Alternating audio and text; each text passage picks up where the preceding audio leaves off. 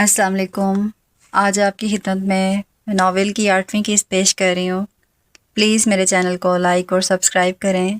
آپ کا feed back مجھے آگے بڑھنے کا حوصلہ دیتا ہے۔ ڈاکٹرز نے صاف کہہ دیا تھا کہ آپریشن فوری کرنا ضروری ہے۔ یہ الفاظ اریبہ کے دل پہ پتھر کی طرح گرے۔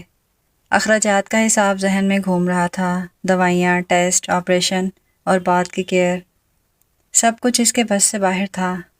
حالات سے لڑنے والی یہ لڑکی پہلی بار اپنی ہمت کو ٹوٹتا ہوا محسوس کر رہی تھی۔ صبح سے شام تک وہ بھاگتی رہی، کبھی ڈاکٹر کے کمرے میں، کبھی ہاسپٹل کے ریسیپشن پہ، کبھی دوائیوں کی فہرست لے کے فارمیسی۔ اس کی آنکھوں کے نیچے ہلکے گہرے ہوتے جا رہے تھے، ہر قدم پہلے قدم سے بوجھل تھا۔ آخرکار شام کے وقت جب وہ لرزتے قدموں کے ساتھ بل ادا کرنے ریسیپشن پہ پہنچی، اس کا دل زور زور سے دھڑک رہا تھا۔ ریسیپشنسٹ نے کمپیوٹر پر نظریں دوڑائیں، پھر مسکرا کر کہا، "Your bill is already cleared." Areeba کے کانوں کو جیسے یقین ہی نہیں آیا۔ اس کی آنکھیں حیرت سے پھیل گئیں، ہونٹوں سے بے اختیار نکلا، "کس نے ادا کیا؟" بار بار پوچھنے پر بھی ایک ہی جواب ملا، "سوری میم، نیم کانفیڈینشیل ہے۔" ریسیپشن سے لوٹ کر اریبہ نے بڑے مشکل سے اپنے قدم سنبھالے، دل کی دھڑکنیں اور تیز ہو گئیں، مگر ذہن خالی سا ہو گیا تھا۔ وہ ہاسپٹل کے کونے میں لکڑی کے بینچ پہ آ کے بیٹھ گئی، آنکھوں سے بہتے آنسو نہ خوشی کے تھے نہ غم کے، وہ شکر اور حیرت کا ایک انوکھا ملاپ تھا۔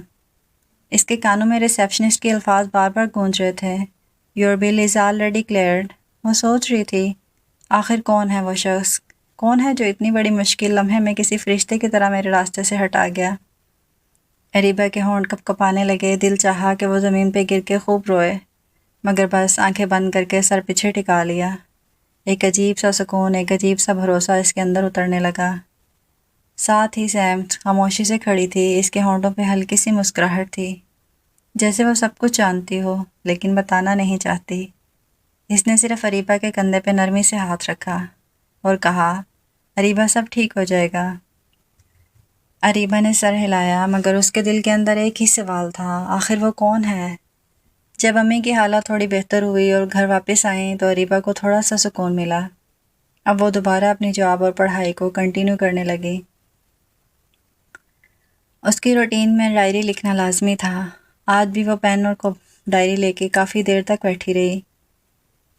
اس نے لکھا، "He must be someone special." کوئی تو ہے جس نے خدا کے حکم سے میری مشکل آسان کر دی، میں بس دعا کر سکتی ہوں اس کے لیے۔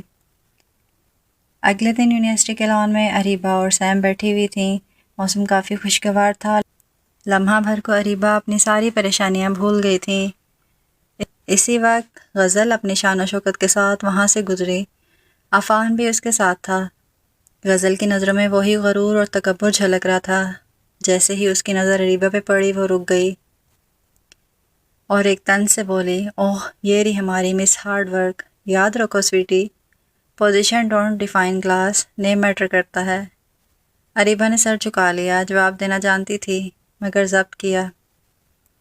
عفان آگے بڑھا، اس کے لہجے میں احترام اور غصہ دونوں تھے۔ "غزل، یہ زیادتی ہے، وہ اپنی محنت سے یہاں تک پہنچی ہے، تمہیں ضرورت نہیں ہے کسی کا مذاق اڑانے کی۔" غزل نے کہکا لگایا، "wow, over hard working queen even has a bodyguard now." اسی لمحے ذیان پیچھے سے آ گیا، وہ سب سن چکا تھا۔ "غزل، لیٹس گو ٹو کینٹین." اس نے سرد لہجے میں کہا۔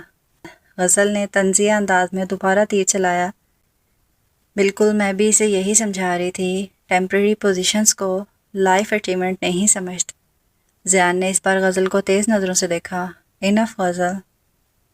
غزل لمحہ بھر کو رکی، پھر عفان کے ساتھ آگے بڑھ گئی۔ لان میں ایک لمحے کے لیے سکوت چھا گیا، اریبہ اب بھی خاموش بیٹھی تھی۔ ذیان جاتے جاتے پلٹا، سیم کی طرف دیکھا اور ہلکی سی آنکھ ماری۔